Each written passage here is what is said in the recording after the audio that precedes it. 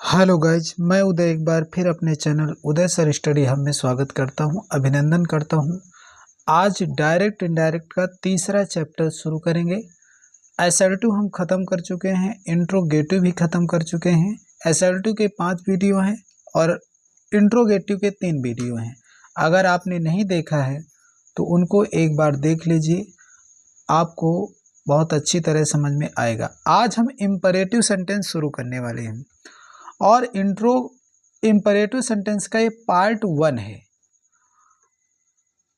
देखिए, imperative sentence में सबसे पहले हम ये देखेंगे कि इम्परेटिव को हम पहचानेंगे कैसे। इम्परेटिव सेंटेंस को आज्ञा सूचक वाक्य के नाम से जाना जाता है।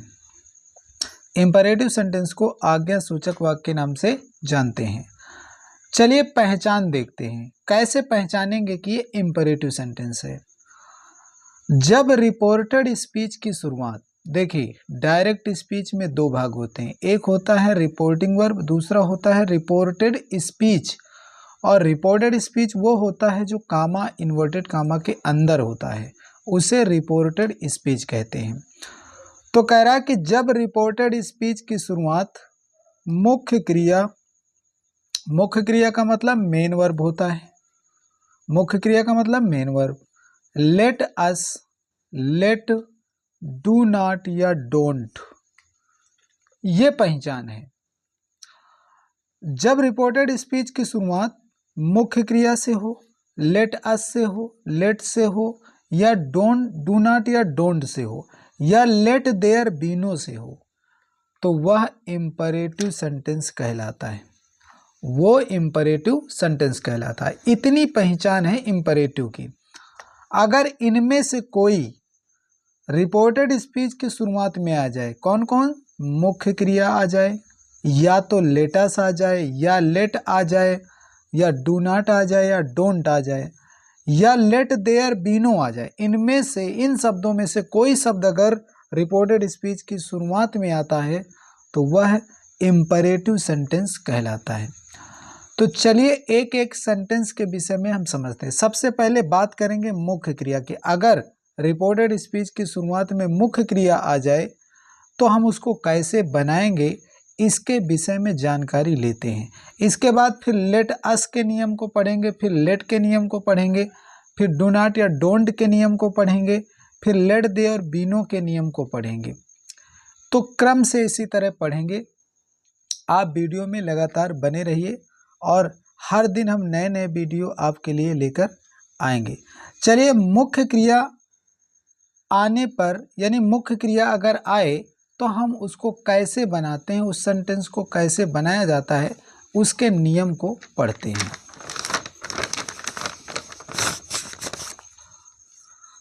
देखिए, मुख्य क्रिया अगर आए रिपोर्टेड स्पीच में तो उसको कैसे बनाते हैं, यहाँ देख लीजिए। कुछ यहाँ नियम है, उन नियम को पहले पढ़ेंगे। जब रिपोर्टेड स्पीच की शुरुआत मेन वर्ब से हो, मुख्य क्रिया से हो, तो इनडायरेक्ट बनाने में नीचे लिखे नियमों का प्रयोग करते हैं। बात समझ में आ गई होगी। अगर रिपोर्टेड स्पीच की शुरुआत मेन वर्ब से हो, मुख्य क्रिया से हो, तो वह उसे इनडायरेक्ट बनाने में नीचे लिखे नियमों का प्रयोग करते हैं। नियम नंबर ए क्या है, देखिए, जब वाक्य से आदेश का बोध हो तो सेड को ऑर्डर्ड या कमांडेड में बदलते हैं। कहने का मतलब ये है कि देखिए, जब डायरेक्ट स्पीच आए और उस डायरेक्ट स्पीच में जो रिपोर्टेड स्पीच होता है, रिपोर्टिंग वर्ब, रिपोर्टेड स्पीच 2 होते हैं, तो जो रिपोर्टेड स्पीच होता है उसमें अगर शुरू में मेन वर्ब यानी मुख्य क्रिया लिखा है, मुख्य क्रिया लिखी हुई है, तो वो इम्परेटिव सेंटेंस होता है। और इसका बदलने का नियम ये है कि अगर वाक्य से आदेश का बोध हो रहा है, यानी उसका हम अर्थ निकालेंगे, पूरे सेंटेंस का अर्थ निकालेंगे, और उस अर्थ से अगर आदेश का बोध हो रहा है, आदेश का बोध हो रहा है, तो सेड को हम ऑर्डर्ड में या कमांडेड में बदल देते हैं। ठीक है, सेड को ऑर्डर्ड में या कमांडेड में बदला जाता है। इसके बाद बी नंबर है, जब वाक्य से सलाह का बोध हो, यानी कोई ऐसा सेंटेंस आ जाए, ऐसा कोई वाक्य आ जाए जिससे सलाह का बोध हो रहा हो, तो ऐसे वाक्यों में सेड को एडवाइज्ड में बदल देते हैं। याद रखिएगा, सेड को काहे में बदल देते हैं? एडवाइज्ड में। कब बदलेंगे? जब सलाह दे रहा हो। सलाह दे रहा हो तो सेड को एडवाइज में बदल देते हैं या सजेस्टेड में बदल देते हैं।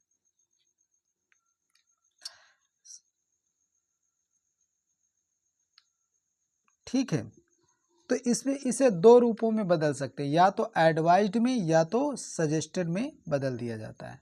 या तो एडवाइज में या तो सजेस्टेड में बदलते हैं। ठीक, इसके बाद तीसरा सी नंबर क्या है? देखिए, सी नंबर है कि जब वाक्य से विनती का बोध हो, विनती का, कोई विनती कर रहा हो, तो ऐसे वाक्यों में सेड को किस में बदलेंगे? रिक्वेस्टेड में, अर्ज्ड में, बेग्ड में। इन तीन में से किसी में आप बदल सकते हैं। अगर वाक्य से विनती का बोध हो रहा है तो सेड को रिक्वेस्टेड में, अर्ज्ड में, बेग्ड में, इनमें से किसी में भी आप बदल सकते हैं। तो चलिए सेंटेंस की तरफ चलते हैं। यहां देखिए, नोट में लिखा है वाक्य के बीच में टू का प्रयोग किया जाता है, यानी कंजक्शन के रूप में हम टू लगाते हैं। जैसे अभी तक लगाते आए हैं। एसर्टिव में क्या लगाया था? कामा, इन्वर्टेड कामा के स्थान पर दैट लगाया था। इंट्रोगेटिव में क्या लगाया था? इफ या वेदर लगाया था। इसमें टू लगेगा।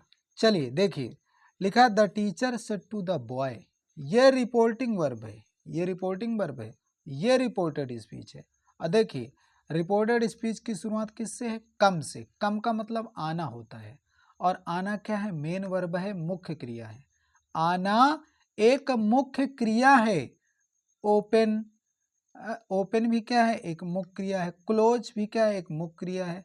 तो ये मुख्य क्रिया अगर शुरू में आ जाए, मुख्य क्रिया अगर कहाँ आ जाए? शुरू में आ जाए, तो इस वाक्य के भाव के अनुसार, यानी इसका जो अर्थ निकलेगा, अगर अर्थ में आदेश का बोध है तो सेड को आर्डर्ड में बदलेंगे। तो देखिए क्या लिखा है? The teacher said to the boy. अध्यापक ने लड़के से कहा। अध्यापक ने किससे कहा? लड़के से कहा। कम हियर, यहाँ आओ।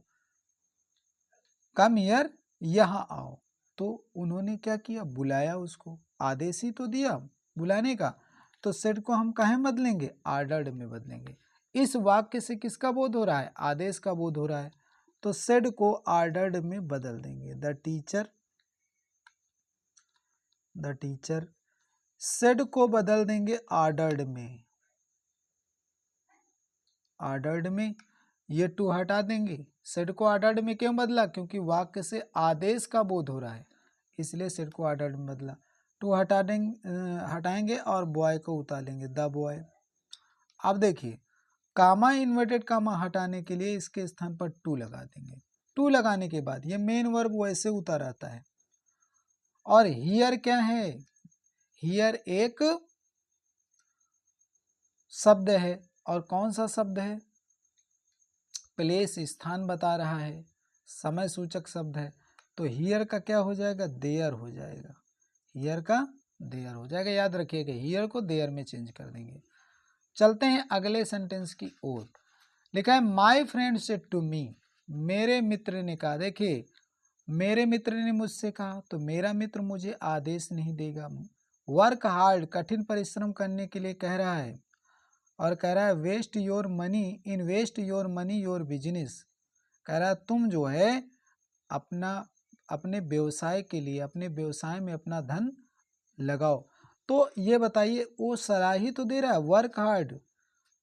ठीक है, इस वाक्य में क्या है? सलाह का बोध हो रहा है।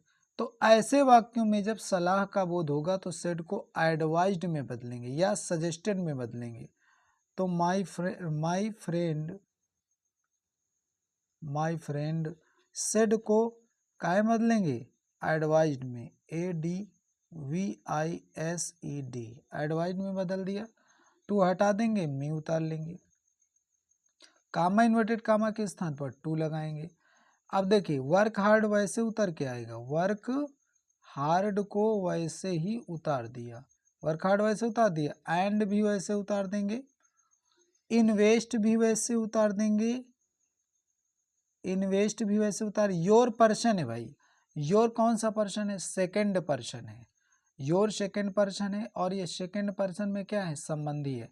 यू, योर, यू जो पहला वाला है वो कर्ता है, योर दूसरे नंबर पर ये संबंधी है और जो यू लास्ट वाला है वो कर्म है। तो ये सेकंड पर्सन जाते हैं कर्म के पास, सेकंड पर्सन रिपोर्टिंग वर्ब के कर्म के पास जाएंगे बदलने के लिए। तो योर जाएगा मी के पास, तो क्या हो जाएगा? यहाँ आ जाएगा माई, यानी योर बदल जाएगा माई में, और मनी को वैसे उतार लेंगे, आन को भी वैसे उतार लेंगे, योर फिर जाएगा मी के पास तो हो जाएगा माई, और बिजनेस वैसे ही उतार लेंगे, फुल स्टॉप। इस तरह से इसको आप बना सकते हैं। देख लीजिए अगला सेंटेंस, यहाँ कह रहा Mohan said to his master, Mohan said to his master, comma inverted comma के अंदर, कामा इन्वर्टेड कामा के अंदर प्लीज हेल्प मी। देख लीजिए यहाँ पे ये भी क्या है? इंपरेटिव सेंटेंस है। Mohan said to his master, Mohan ने अपने मालिक से कहा, प्लीज हेल्प मी, मेरी सहायता कीजिए, कृपया मेरी सहायता कीजिए। तो देखिए विनती कर रहा है, प्लीज लग गया, और जब प्लीज लग जाए तो वो विनती का बोध होता है, इसमें विनती का बोध हो रहा है। और देख लीजिए हेल्प लगा हुआ है तो ये मेन वर्ब है, और मेन वर्ब है तो इंपरेटिव सेंटेंस है। तो जब हम इसको बनाएंगे तो सबसे पहले मोहन की लिखेंगे, मोहन सेड को रिक्वेस्टेड में बदलेंगे, रिक्वेस्टेड में बदलेंगे। रिक्वेस्टेड में बदलने के बाद REQUESTED है रिक्वेस्टेड, टू हटा देंगे, हिज मास्टर को वैसे ही उतार लेंगे, हिज मास्टर को वैसे ही उतार लेंगे, कामा इन्वर्टेड कामा के स्थान पर टू लगा दिया। अब देखिए जो ही रिक्वेस्टेड लगाया ये प्लीज हट गया, प्लीज हट गया। अब हेल्प को वैसे ही उतार लेंगे, मी पर्सन है, फर्स्ट पर्सन है, ये जाएगा किसके पास? मोहन के पास। मोहन से कहेगा कर्म दे दो, क्योंकि मी क्या है? कर्म है। मोहन है पुरुष, पुरुष का कर्ता, कर्म क्या होता है? हिम होता है। मोहन क्या है? पुरुष है, पुरुष का कर्ता ही होता है, ही का जो है कर्म हिम होता है, फुल स्टॉप। इस तरह से आप मेन वर्ब वाला जो टॉपिक था वो यहीं से खत्म होता है। और आप लोग चैनल को सपोर्ट करिए, सब्सक्राइब करिए, लाइक करिए। मैं बस इतना ही बोल सकता हूँ। मैं यहीं से वीडियो को एंड करता हूँ। जय हिंद, जय भारत।